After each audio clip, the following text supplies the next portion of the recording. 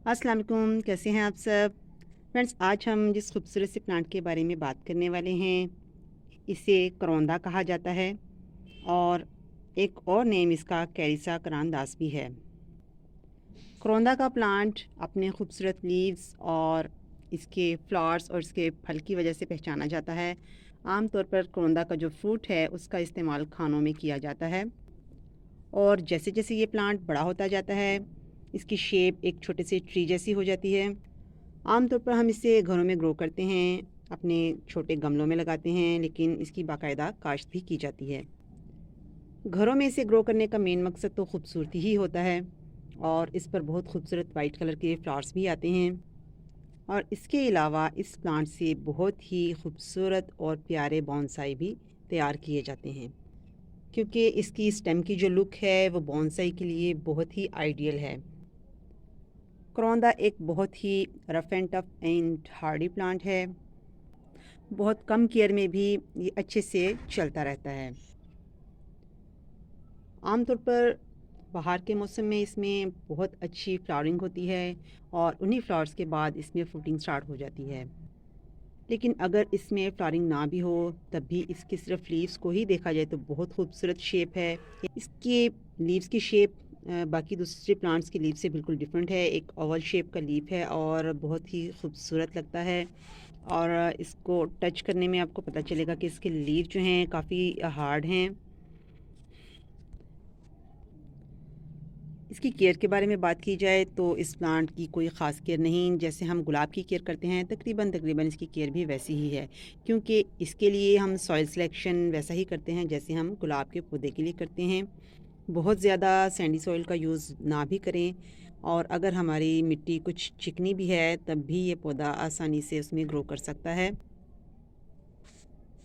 और इसको फर्टिलाइज़ करने की रूटीन भी कोई बहुत ज़्यादा स्पेसिफिक नहीं है।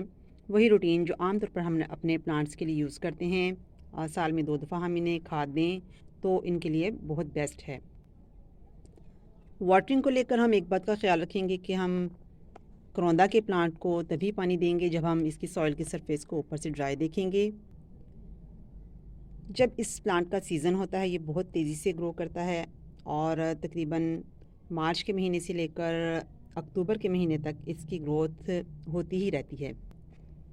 लेकिन जब विंटर का मौसम स्टार्ट होता है तो इसके कुछ लीव्स जो हैं वो येलो होकर गिरना शुरू कर देते हैं, लेकिन फिर भी ये प्लांट जो है इस पे लीव्स काफ़ी हद तक मौजूद रहते हैं।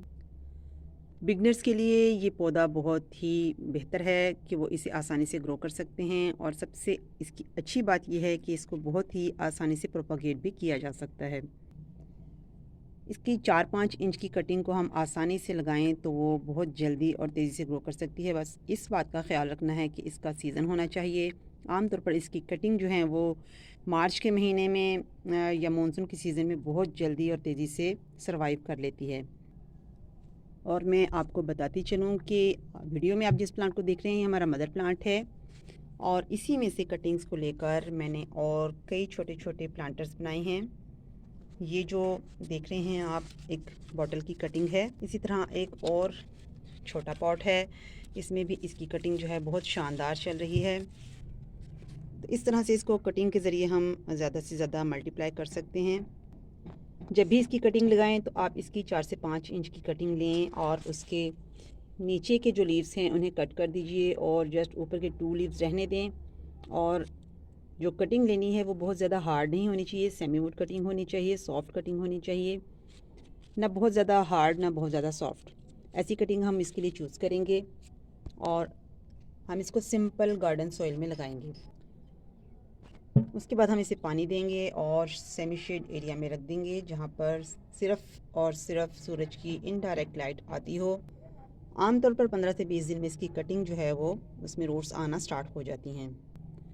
क्योंकि वक्त के साथ साथ ये प्लांट एक ट्री की शेप ले लेता है, एक छोटे ट्री की तरह बन जाता है, तो हम जब इन्हें पॉट में ग्रो करते हैं तो बहुत जल्द ये रूट बाउंड हो जाता है।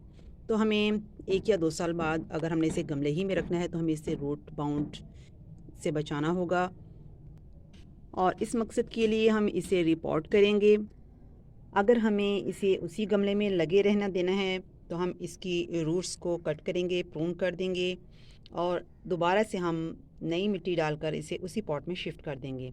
लेकिन अगर हमारे पास उससे बड़ा गमला मौजूद है तो हम इसको विदाउट एनी प्रूनिंग के नेक्स्ट बड़े गमले में शिफ्ट कर देंगे।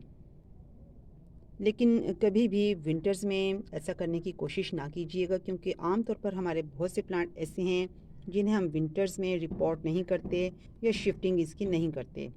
तो आपने जब भी इन्हें रिपोर्ट करना है या शिफ्ट करना है तो हमेशा बहार के सीज़न में या फिर मानसून के सीज़न में ही ऐसा कीजिए।